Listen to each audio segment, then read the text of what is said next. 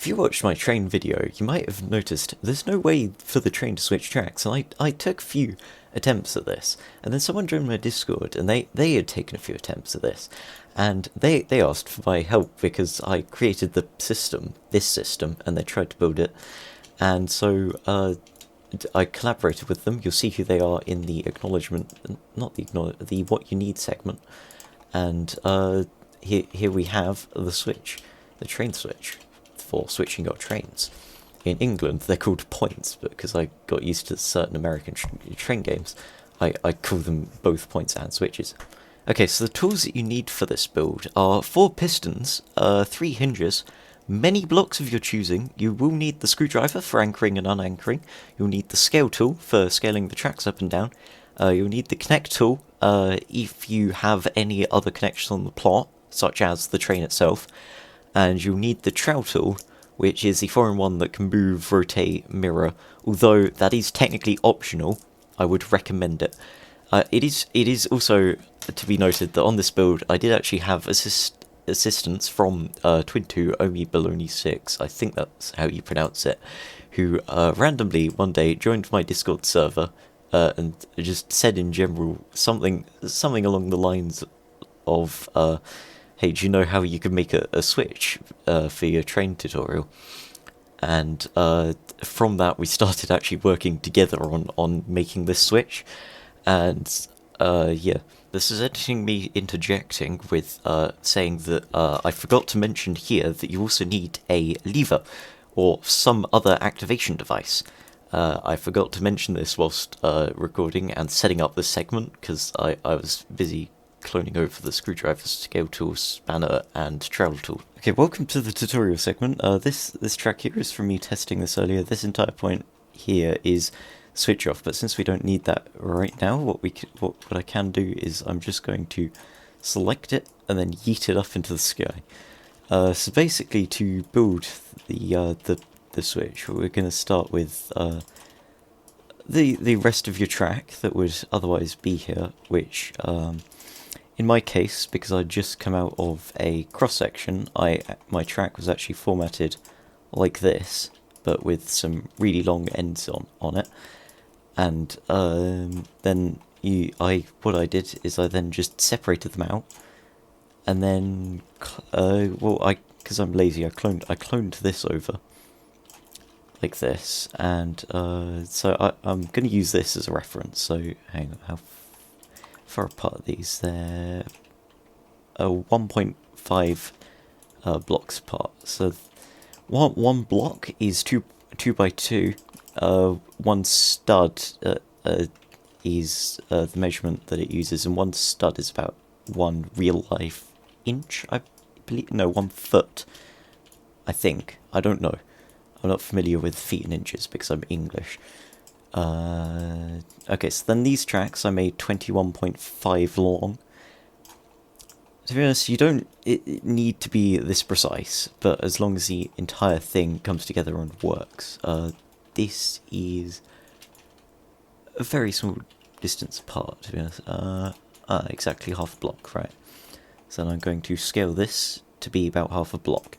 The thing is, we do generally want to minimize gaps, but here it's kind of a little bit unavoidable, and as you can see here on the cross-section, which I think I showed in the previous video, it doesn't actually matter that much if the train goes over a big gap like that, because there's a lot of train behind it that will support it. So it doesn't matter too much. However, when we switch over, this piece here moves over, because otherwise you will instantly derail when turning around the corner. And I don't feel like demonstrating that right now, because that would A, take a bit of time, and B, it would derail the train. I don't want to intentionally derail a train. But anyways, right, okay, so these two tracks are slightly different in width. So let's set this scale tool to 0. And then let's jump over the track. Okay, so that's lined up with the end. And then let's make this 1 block wide. I've now aligned that block just so I can measure this a lot easier. We'll drag this over. Okay, so they're about half block apart, these two. So I'll bring this over here and then drag it back up half block.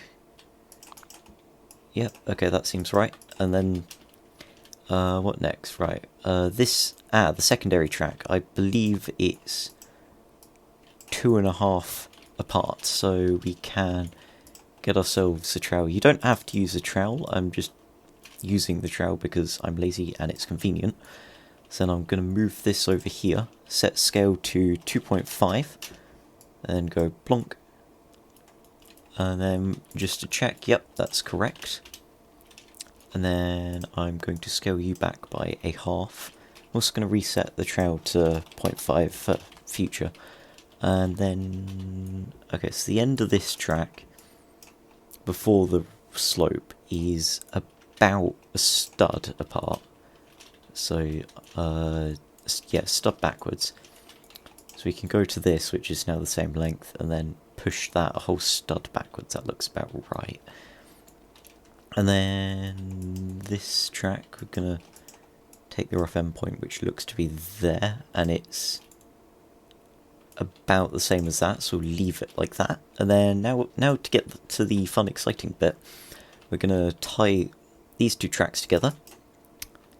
Right, let me just reset this. Okay, so we're going to tie them together here.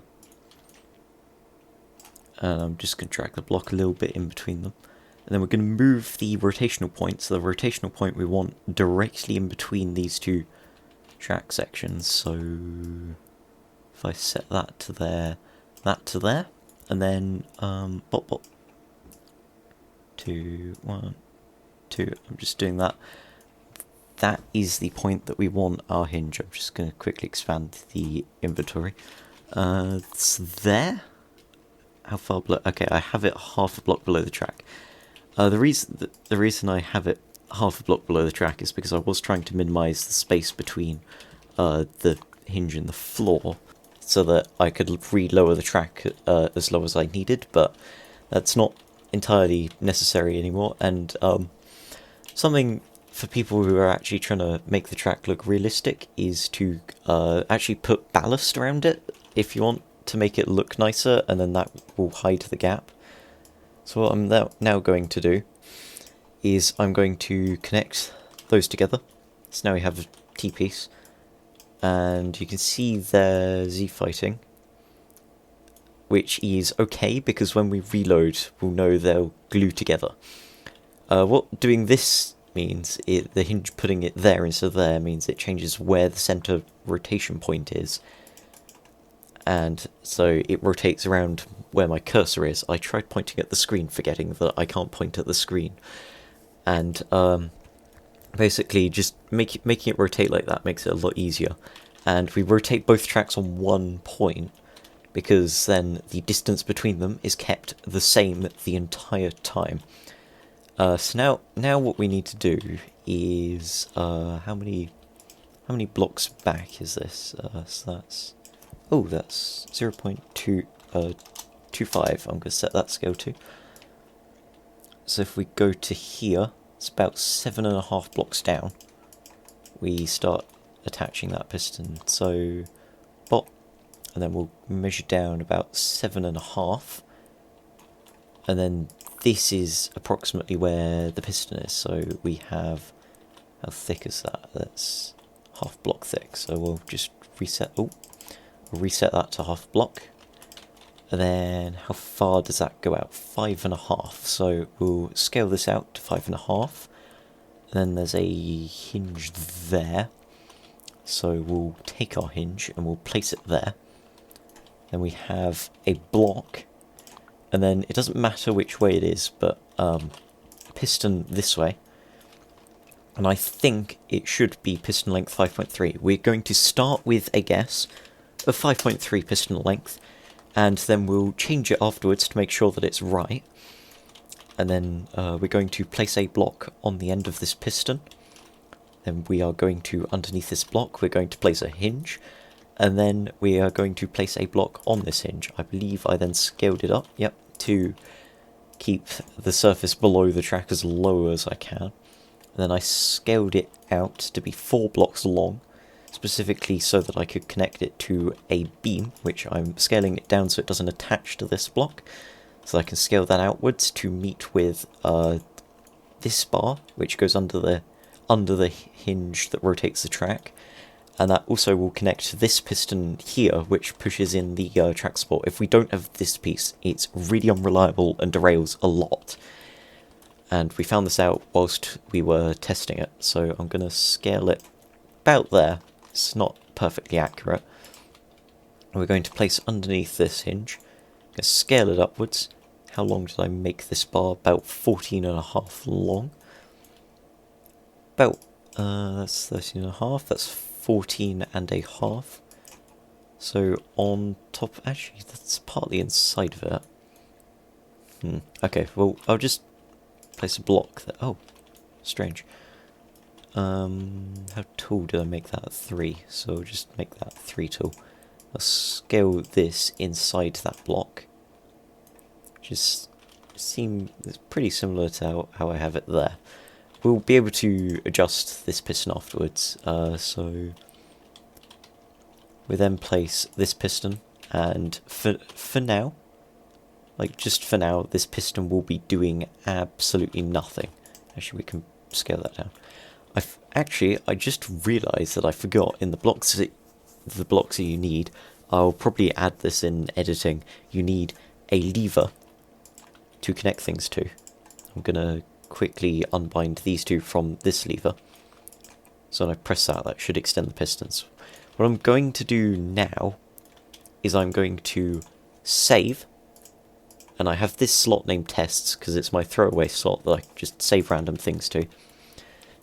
And it's useful having one of those, especially when you're running out of slots and you want to make stupid creations that you kind of care about, but not fully. So it's really useful having a slot named tests where you can just test something out, work on it, validate the idea, and then stuff like that.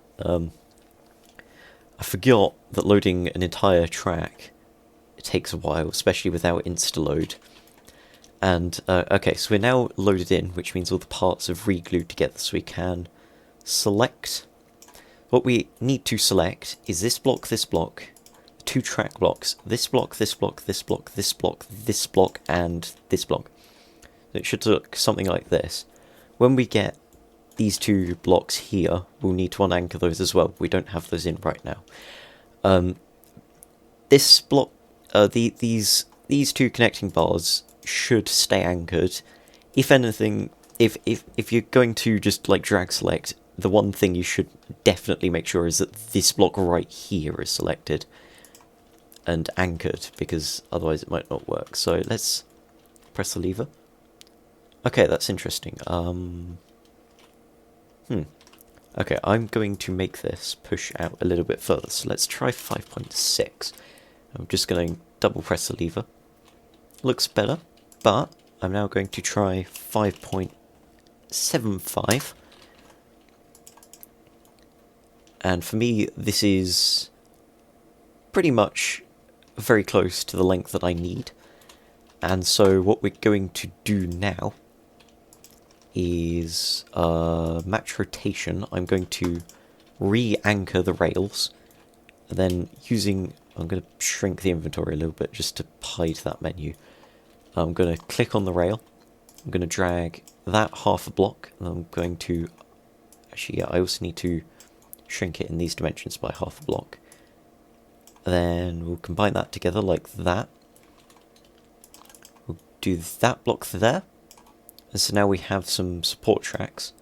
The one slightly important thing is you need to make sure that this block doesn't impede on the travel of the cameras on the outsides of the wheels. You can see here from where I was testing it and visualizing it, I've got cameras on the outsides of the wheels. That's how the thing stays on the track. It's also why I have these guides here to make the crossing a lot easier to cross, partly because I decided to put an active switch on top of it. But I've not actually shown how to do them, so they're quite simple. You just like place a block on the track, and then you scale it out to be kind of far away, and then you place some angled blocks on the end of it, which you can do with the rotate tool in the build tool. But you need to make sure that this pathway here is clear so that in either position of the switch, the train can get through without any problems. So we're going to retract that. You're just going to observe the travel path, and nothing is impeded. Now the thing you'll probably notice here, this is a pretty big gap, which is why we need those support blocks. So I'm going to reduce that to initially to 8 because that's what it's on the other one. No, let's do 7.5. And let's do that. That's close enough. So we'll... Right, that's set to half. I'm going to set it to 0.1, I think, just to get a little bit of extra precision. So scale that in a little bit. I'll scale it in on either side by a half. Yep, so that should be 1 wide, and then we'll drag it backwards a little bit. We are also going to re-anchor the rails. If you don't do that and you modify the rails, they can do some funky things. So we're going to combine that. We're going to scale that in about a half. We'll scale that in about half. We're going to just make it so that the seam there is as invisible as we can make it. Yep, so that should be good. And okay, so it's not connected to the piston. So I'm going to change it from 7.5 to 7.6.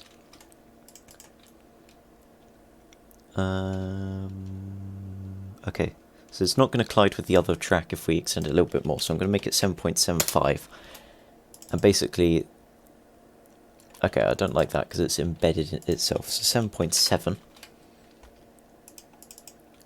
Okay, and then what I'm now going to do is I'm going to save, and then I'm going to reload, and I'll be back once it's reloaded, so I've got to make a cut because it takes a little while. Okay, so we've reloaded this, which means that these two blocks should now be attached to the piston if I unanchor it. So then if I unanchor those rails as well, should do this. Which then means we should have a functioning rail switch, and just to make it a little bit smoother, I'm going to go over here and just scale these parts a little bit, but you don't have to do that because it's on the inside track. It's only when it's on the outside and the cameras are going to interact with it is when trying to make it smooth kind of matters.